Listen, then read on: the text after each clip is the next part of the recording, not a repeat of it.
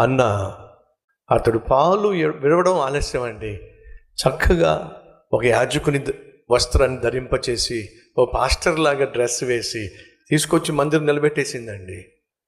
ఆ కుమారుణ్ణి విడిచిపెట్టి వెళ్ళడం ఆ తల్లికి ఆ కన్నపేగు ఎలా తల్లడిల్లిపోయి ఉంటుంది.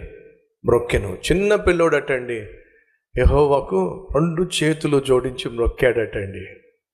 చిన్న పాలు విడిచిన పిల్లవాడికి నేర్పించిందండి ఎలా దేవుణ్ణి మ్రొక్కాలో.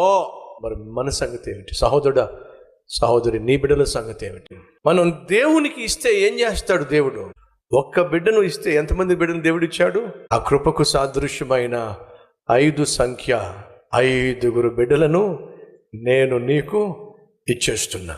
ఇవ్వు ప్రభువా. సరే, నేను నీకు ఇస్తాను, తిరిగి నువ్వు నాకేమిస్తావో చెప్పు. నా అంతరంగమునున్న సమస్తమా ఆయన చేసిన మేలులలో దేనిని మరువద్దు.